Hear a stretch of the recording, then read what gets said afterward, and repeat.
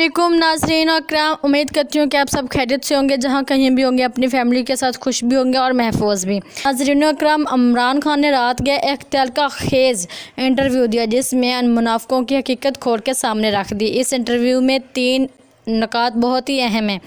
एक जानब तो इमरान खान ने DGISPR जनरल मेजर अहमद शरीफ प्रेस कॉन्फ्रेंस का एक मरतबा फिर जवाब दिया और बड़ा ही वाज़ेह और दो टोक जवाब दिया। और साथ ही साथ दूसरा नुक्ता जो है वो पाकिस्तान की सियासत में पाकिस्तान की फ़ौज का किरदार क्या है, पाकिस्तान की तरक्की के लिए क्या ज़रूरी है। और इसके साथ साथ खान साहब ने कुछ राज भी बता दिए जो छुपाए जा रहे थे। तहरीक इस्तेकाम पर भी बात की। एक सवाल जो बहुत से लोगों के जहनों में भरते हैं, इसके अलावा आजकल के जो हालात हैं इस पर खान साहब क्या सोचते हैं। दूसरी जानब अपोजिशन जो है वो इमरान खान साहब की पार्टी तोड़ने पर तुली हुई है, वो खान साहब की पार्टी को रेजा करने चाहती हैं। पहले से खान साहब क्या सोचते हैं। इसके अलावा खान साहब कहते हैं कि जेल जाने के लिए तैयार हूँ, मैं हर तरह के हालात के लिए तैयार हूँ, बगैर वक्त ज़ाया किए आपको खान साहब का इंटरव्यू सुनाती हूँ। देखिए, आगे तो जो होता है हमें अल्लाह पे ईमान है, तो वो तो जो होगा। लेकिन मुझे अभी तक समझ नहीं आई कि DGISPR ने जो प्रेस कॉन्फ्रेंस की है, कभी कोई इस तरह एक तरफा प्रेस कॉन्फ्रेंस करता है। बहुत बड़ा इल्ज़ाम है कि फ़ौज के अंदर बगावत की है। फ़ौज का मतलब मुल्क के साथ बगावत की है, क्योंकि फ़ौज तो हमारी है। तो अगर फ़ौज तबाह होती है बगावत की वजह से, तो मुल्क तबाह होता है। तो हमारी तरह के लोग जिनका जीना मरना पाकिस्तान में, जिन्होंने कोई लंदन और सारे दुनिया के बाहर मगरब में बड़े बड़े महलात नहीं बनाए और जिनके बैंक अकाउंट्स बाहर नहीं हैं, जिन्होंने यहीं रहना है, तो हम तो सोच नहीं सकते कि अपने मुल्क को हम कमज़ोर करें फ़ौज को कमज़ोर करते हुए। तो मुझे इस प्रेस कॉन्फ्रेंस की समझ नहीं आई कि 9 मई को एक इवेंट बना के और कोई इंडिपेंडेंट तहकीकात नहीं है। देखिए ना, सारी दुनिया के अंदर, यूरोप में, अमेरिका में, इंग्लैंड में कोई हादसा होता है, हमेशा उसकी इंडिपेंडेंट इन्वेस्टिगेशन होती है। कोई अभी तक इंडिपेंडेंट इन्वेस्टिगेशन नहीं है। एक तरफा बयान आ रहा है कि जनाब तहरीक इंसाफ ने सब कुछ किया, हमने जलाया, हमने अटैक किया, हमने फलाना किया, हमने ये आगे लगाई। लेकिन कोई, हमारा और मौक़िफ़ है, उनका और मौक़िफ़ है, कोई इंडिपेंडेंट एनालिसिस किया इसके ऊपर? कोई चांस अभी तक कोई नहीं बता रहा कि कहीं हमारी तरफ से गोली चली है। अगर बगावत होती है, कोई आम होती है, आप फौज के खिलाफ बगावत कर रहे हैं, इसका मतलब कि आपके पास कोई हथियार होंगे, आपने कोई अटैक किया होगा, कोई प्लानिंग होगी।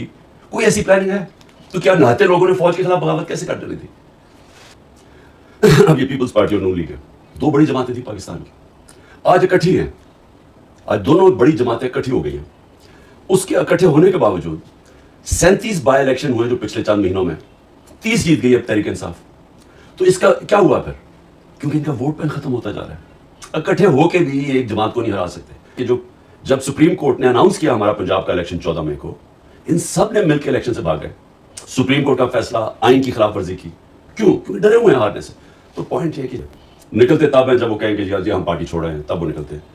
तो क्या उससे क्या होगा? तहरीक इंसाफ कमजोर हो रही है, तहरीक इंसाफ और ताकतवर हो रही है। क्यों? क्योंकि वोट बैंक बढ़ता जा रहा है। मिशन के अंदर आप ना देखते हैं अपनी फैमिली, ना देखते हैं अपने दोस्त, ना आप देखते हैं कि जी मेरे से 26 साल कोई मेरे साथ रहा है। आप सिर्फ मिशन देखते हैं।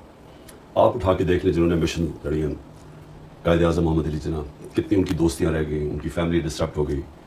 महात्मा गांधी का देख लें, वो भी बहुत बड़ा लीडर था, उसका देख लें कि उसकी क्या प्राइवेट लाइफ, दोस्तियाँ किधर गई। तो जी नाज़रीन और किराम, यहाँ पे खान साहब ने बहुत ही इंपॉर्टेंट मैसेज दिया है अपनी आवाम को, तो वो ज़रा प्लीज़ गौर से सुनिएगा। फ़र्क नहीं पड़ता, कंसंट्रेशन है कि हमने अपने मुल्क को, अगर हमने इसको उठाना है, अगर हमने इसको एक अजीम कौम बनाना है जो कि बन सकती थी। बड़ा ख्वाब था पाकिस्तान, वो तब होगा जब हकीकी जमहूरियत आएगी। हकीकी जमहूरियत तब आती है। हकीकी जमहूरियत का मतलब हकीकी आज़ादी। आज़ादी होती है तो खुशहाली होती है। हकीकी जमहूरियत तब तक नहीं आ सकती जब तक रूल ऑफ लॉ यानी इंसाफ नहीं होता। क्योंकि रूल ऑफ लॉ होता है तो जमहूरियत होती है, तो आज़ादी होती है, तो खुश से कानून के ऊपर चले, आज़ाद हो जाते हैं। हमारे मुल्कों के अंदर बदकिस्मती से एक छोटा सा तबका है, वो सारे मुल्क के वसाइल कंट्रोल करके बैठा हुआ है, वो आज़ाद नहीं होने देता। और ये जो सारे मेरे खिलाफ जो जमा हुए हैं 14 पार्टीज, एस्टैब्लिशमेंट, ये क्यों है? क्योंकि ये सब डरे हुए हैं इस मुल्क में हकीकी आज़ादी से। हकीकी आज़ादी का मतलब कि ये जो सारे कब्जा करके बैठे हुए वसाइल के ऊपर और कानून के ऊपर बैठे हुए हैं, जिंदगी में कोई शॉर्टकट नहीं होता। यानी मैं अगर यहाँ तक पहुँचा हूँ तो 27 साल की स्ट्रगल है। 14 साल की, जिस तरह मैंने कहा थोड़े से लोग थे साथ, मजाक उड़ता था। आहिस्ता आहिस्ता पब्लिक के अंदर उसकी जड़ें गई, उसका नज़रिया गया, और आज सबसे बड़ी अल्लाह का करम है जमात है। लेकिन किसी का ख्याल है कि इस तरह की जमात बना दो और तो इधर उधर से लोग तोड़ के ले आओ, तो उसकी पब्लिक में तो कोई रूट्स है ही नहीं। था एक सिक्योरिटी स्टेट। क्यों? हमें खौफ था। एक जमात साथ ही 47 में आज़ादी हुई, 48 में जंग होगी कश्मीर के ऊपर। اس کی وجہ سے ایک خوف آ گیا کہ ہم 7 گنا بڑا ملک ہے ہمارا ہمسایہ، اور وہ ہمیں مانتا ہی نہیں ہے. وہ اس ہمسائے کا خیال تھا کہ پاکستان زیادہ دیر رہے گا نہیں اور یہ پھر ضم ہو جائے گا ہندوستان میں.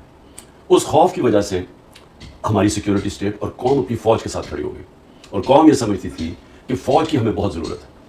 تو وہ ہوتا ہوا ایسے کہ فوج نے 3 دفعہ ڈائریکٹ مارشل لاز لگائے حکومت کی، اور جب نہیں بھی مارشل لا ہوتے تو فوج اندر ایک سسٹم کے انٹرنچ ہو گئی. میرا پوائنٹ یہ ہے کہ آگے جب ہم بڑھ رہے ہیں، کوئی بھی جو پرماننٹ چیز ہوتی ہے نا، وہ ہوتی ہے چینج.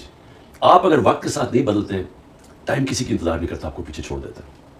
آج اگر ہم اپنا ہندوستان سے موازنہ کریں، اور جو ابھی ہندوستان کے اور امریکہ کا جو معاہدے ہوئے ہیں، اور جس تیزی سے اب ہندوستان آگے بڑھ رہا ہے اور جس تیزی سے ہم نیچے جا رہے ہیں، تو ہمیں آج ہی سوچنا چاہیے کہ اگر ہم نے اپنے آپ کو بدلا نہ تو ہمارا مستقبل اب خطرے.